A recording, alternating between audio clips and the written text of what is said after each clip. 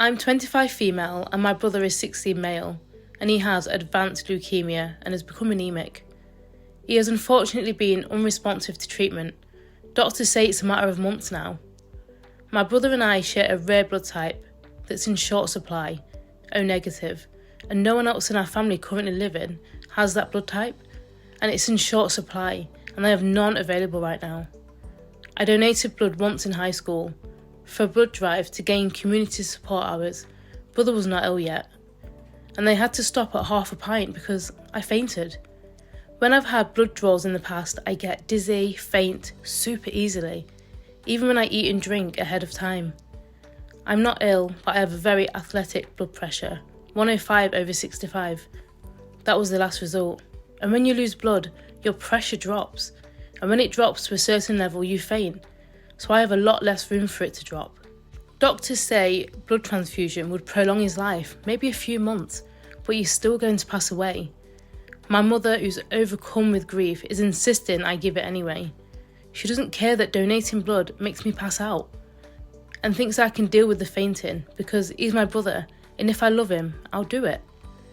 If it would save his life, I'll suck it up and do it, but fainting is super unpleasant, and I don't want to do it. Mother is saying she'll disown me and never speak to me again if I don't, and called me a selfish, see you next Tuesday. Am I the derriere? I mean, all I can say is you are the derriere. This selfishness stuns me. Passing out is absolutely nothing to what your brother's going through. And if I could prolong my brother's life just by 2 months, by doing something that, as you describe, is unpleasant, I would do it. My girlfriend, who is 26 female, has gotten pregnant and she wants to keep the baby. I'm 19 female and I don't know what to do. My girlfriend Jessica and I lived together for about a year. We're already agreed that we don't want kids. She hates them and doesn't know what to do with them, and I'm not particularly interested in them, so that's fine with me. Now she's pregnant, she won't tell me who the father is, and she insists she wants to have the baby. We have an open relationship, so that's how she got pregnant. I'm not interested in sleeping with anyone else other than her, but she's allowed to sleep with whoever she wants. I don't really care how it happened or who she slept with, except that I think that the father should be involved in the kid's life, or at least pay child maintenance or something. Last week she told me that she's pregnant. I brought up the fact that when we moved in together, we talked about kids and agreed neither of us was interested. She said she made up her mind about what to do here. Yesterday she told me that she wants to keep the baby and raise it with me. I already do 70% of the housework. Sometimes when we plan to do something together, watch a movie, go somewhere, have a friend over, and I end up texting her 20 minutes after we were supposed to meet and ask her where she is. Not only do I not really want a kid, I know that if we raise one together, I'm going to end up doing most of the work myself. What do I do? Breaking up with her is not an option. I'm in love with her. Our finances are merged. My only family is my mum, who hates me, and my brother who lives 3,000 miles away. I have no friends other than her and her friends. She's taking advantage of you. This relationship is not going to work out at all. For starters, you don't want kids. That is enough to break up with someone. Now you have to raise a baby and your partner can't even adult. You're 19 years young. You have the whole universe to explore. Don't limit your choices because you're in love. That is not how life works. Your heart will heal, but you will never be able to get back that wasted time. Baby girl, this woman is using you and fully expects you to stay so that you can raise a baby. Please don't allow this. You're so young. You can meet people and create a family of your own, as in friends, who actually treat you better. I know you say that leaving isn't an option, but it is always an option.